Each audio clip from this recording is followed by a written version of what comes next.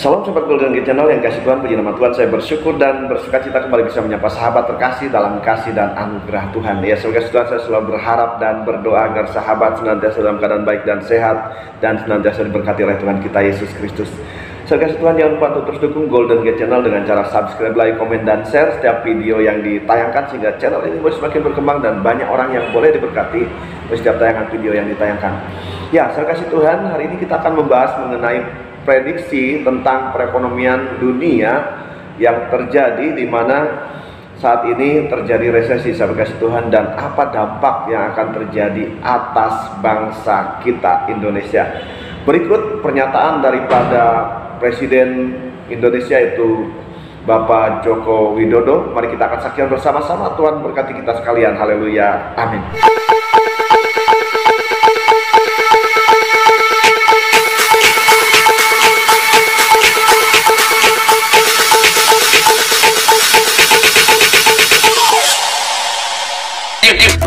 Angka-angkanya saya diberi tahu, ngeri kita.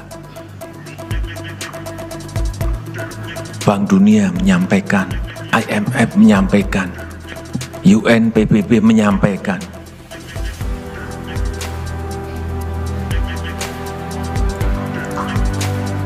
Terakhir baru kemarin saya mendapatkan informasi 60 negara akan ambruk ekonominya. 42 dipastikan sudah menuju ke sana. Siapa yang mau membantu mereka kalau sudah 42? Mungkin kalau 1, 2, 3 negara krisis bisa dibantu mungkin dari lembaga-lembaga internasional. Tapi kalau sudah 42 nanti betul dan mencapai bisa 60 betul, kita nggak ngerti apa yang harus kita lakukan. Sehingga berjaga-jaga, waspada, hati-hati. Ada hal yang sangat kita perlukan. Ya, saudara-saudara, demikian tayangan video yang boleh kita saksikan bersama-sama mengenai pernyataan Presiden Joko Widodo tentang kondisi ekonomi dunia, ya, di mana beliau mengatakan bahwa ada 60 negara yang akan terancam mengalami kesulitan ekonomi, bahkan 42 negara sedang menuju ke arah sana, saudara Tuhan. Hal ini tentu adalah kondisi yang tidak main-main. Ini adalah dampak daripada perang Rusia dan Ukraina yang tidak kunjung selesai. Saya kasih Tuhan, selanjutnya kita akan melihat pembahasan yang akan disampaikan oleh hambanya Evangelis Dotoni mengenai kondisi ini dan apa yang akan terjadi dengan bangsa kita. Mari kita akan saksikan bersama-sama. Tuhan memberkati kita sekalian. Haleluya. Amin. Ya, shalom, selamat malam Pak Dut. Shalom Jonas. Haleluya. Pak Dut. Ya. Gimana kabar Pak? Iya, ini baru ngajari anak kerja, Jonas. Kita doa dulu ya, Jonas. Siapa? Aku mohon kuasa Elohim bekerja, kekuatan Elohim bekerja, bebaskan dari yang jahat, bebas segerapan. Kuasa Yesus bekerja, lawat saya pribadi Tuhan, kerajaan Tuhan datang dan menjadi. Dan nama Yesus dimuliakan. Haleluya. Amin. Amin. Ya, silakan Pak. Jonas. Ya Pak. Ini saya beritahu, ini prediksi ya Jonas ya. Siap. Ini apa Jonas? Prediksi. Prediksi. Ini analisa saya, bukan suara Tuhan ya, bukan ya Jonas. Ya. Bukan. Nah, analisa insting saya untuk ekonomi Indonesia nih Jonas. Ya Pak. Nah, tahun ini suku bunga naik Jonas. Oke. Suku bunga BI rate ya. BI rate itu naik. Nah, dolar ini pemerintah akan usahakan untuk mengunci di 15.000 maksimal. Oke. Mengunci ya, berusaha ya, namanya berusaha. Ya. Mengunci berapa Jonas? 15.000. 15.000. Nah, sebisa mungkin bisa di bawah 15.000. Oke. Nah, tapi kalau di atas 15.000 sampai terjadi dikunci tetap di atas 15.000, mau tidak mau suku bunga BI rate naik.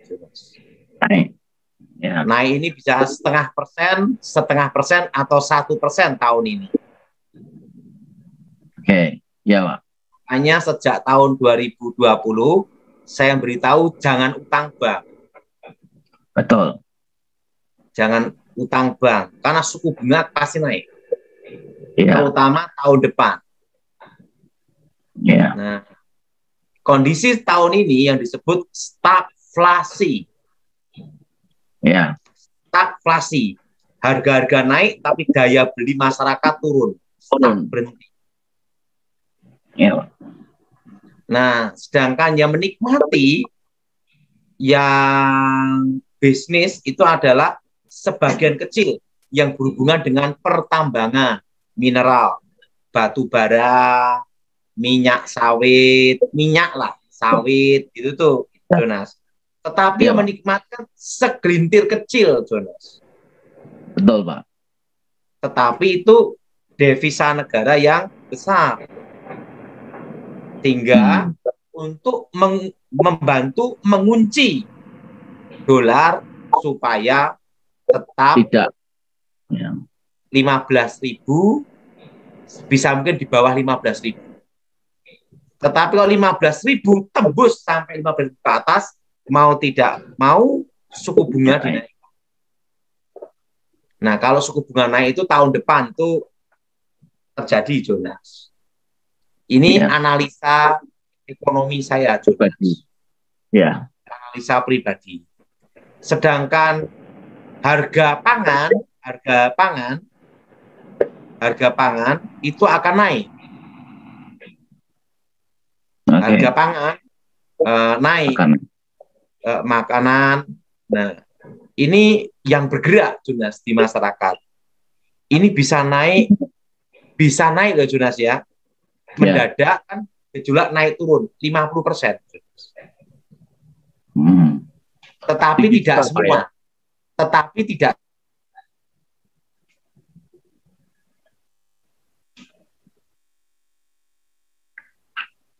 Ya, ada gangguan sinyal jaringan Pak Daotoni. Mohon maaf, tunggu sebentar ya. Kita doa.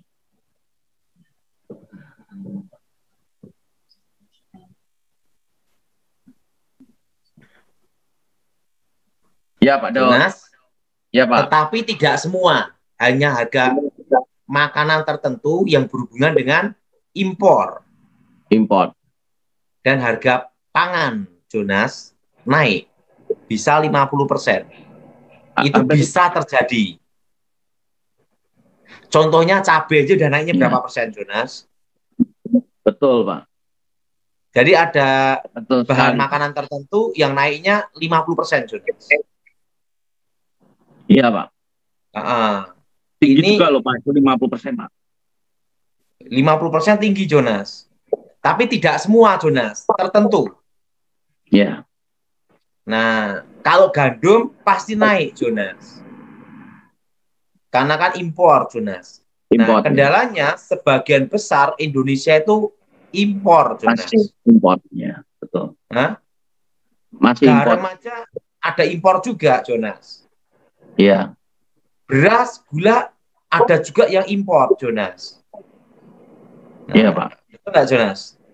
Betul, Pak. Ingat, Jonas, untuk lepas dari dolar, Indonesia ini susah. Itu analisa saya, Jonas. Karena cadangan devisa dan utang Indonesia itu dihitung kan dolar, Jonas. Betul. Ini analisa pribadi saya. Iya, Pak. Nah, itu kan dihitung dolar. Rata-rata semua kan hubungan dengan US dollar, Jonas. Betul, Pak. Jadi mau tidak mau Indonesia akan ikut pengaruh dari Amerika, Jonas. Kenapa? Karena cadangan devisa dan utang semua kan dinilai dolar, Jonas. Ya. Utang Indonesia dinilai dari apa? IMF pun dolar, betul?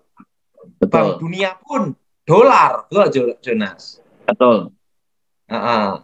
Jadi Betul, Pak. standarnya kan semua dolar. Jadi kalau Amerika inflasi 8% lebih, Indonesia berapa? Nah, itu dipikirkan. Nah, ya. Ya, pasti jauh lebih tinggi Indonesia. Ya, kita berdoa supaya jangan, Jonas. Ya, Pak. Kalau Amerika kan patokan standarnya, Jonas. Ya. Kita tidak bisa lepas dari itu. Kenapa tidak bisa lepas dari itu? Karena dari cadangan dan utang semua dihitung dengan US dollar. Ya. Impor-impor pun semua juga US dollar, Jonas. Iya. Sebagian ya, Jonas, pengaruh, ya. Sebagian besar. Pengaruh Fed juga, Pak, ya. Iya, jadi pengaruh makanya dari saya Fed beritahu juga, ya. supaya dari tahun 2020 supaya tidak utang bank. Karena Jangan apa? utang bank. Suku bunga pasti naik gitu loh. Kenapa? Ngikutin dari Amerika.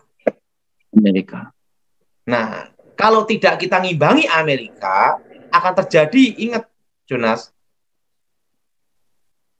investasi banyak yang keluar, terutama uang, yaitu ngambil apa? Dolarnya.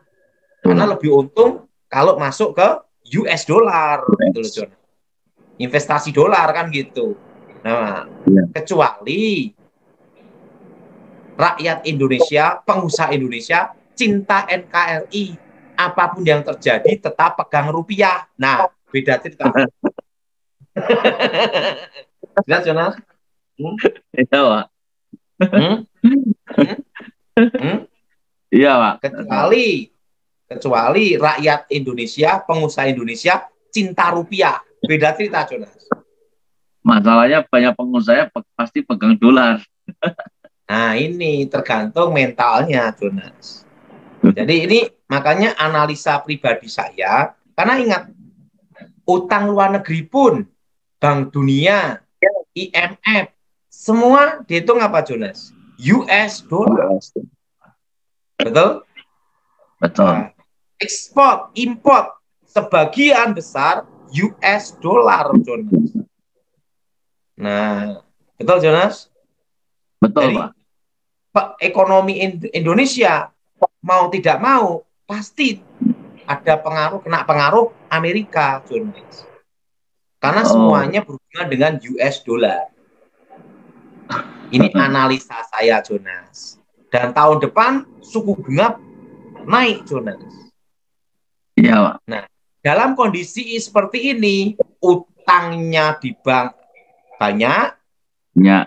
Kalau suku bunga naik, daya beli masyarakat turun. Gimana? Dan resesi, inflasi lagi. Gimana, Jonas? Iya, Pak. Gimana, Jonas? Ya, berdoa, Pak, supaya tidak terjadi. Nah, jadi itulah yang harus dihadapi, Jonas. Ya. Mengerti, Jonas? Ngerti, Pak. Jadi, Pak, tahun seperti ini yang disebut stagflasi. Ya, puji Tuhan, sahabat kasih Tuhan, kita boleh diberkati melalui pembahasan yang disampaikan oleh hambanya Penjual Studio Tony mengenai kondisi ekonomi yang akan terjadi atas bangsa kita, mengingat saat ini ekonomi dunia sedang mengalami yaitu ancaman, ya, di mana dikatakan bahwa 60 negara akan mengalami kesulitan ekonomi, bahkan kehancuran ekonomi, bahkan 42 negara saat ini sedang menuju ke arah sana. Saya kasih Tuhan, ya, tentu bangsa kita juga akan mengalami imbas, dan kita terus berdoa supaya bangsa kita tidak mengalami kesulitan yang sangat-sangat mengancam begitu, ya. Kita percaya bahwa Tuhan akan selalu menolong kita. Karena itu apapun yang sedang dialami atau kondisi apapun yang akan terjadi atas bangsa kita, kita percaya Tuhan akan beserta dengan kita, dan kita tidak perlu cemas dan takut, karena firman Tuhan mengatakan demikian dalam 1 Petrus pasal 5 ayat 7, serahkanlah segala kekhawatiranmu kepadanya, sebab ia yang memelihara kamu. Tuhan bertanggung jawab atas hidup kita karena Tuhan yang telah menjadikan kita. Karena itu sahabat kasih Tuhan, serahkanlah segala keadaan, bahkan mungkin saudara khawatir akan kondisi ini, serahkan kepada Tuhan. Percayalah bahwa Tuhan yang memelihara seluruh kehidupan kita. Demikian sahabat kasih Tuhan, pembahasan yang boleh kita bahas hari ini. Jikalau sahabat diberkati oleh setiap pembahasan yang dibahas hari ini, tinggalkan komentar di kolom komentar, berikan juga masukan, saran yang membangun bagi channel ini. Kiranya channel ini boleh semakin berkembang dan banyak orang yang boleh diberkati oleh setiap tayangan video yang ditayangkan. Terima kasih sahabat yang kasih Tuhan, Tuhan memberkati kita sekalian. Haleluya. Amin.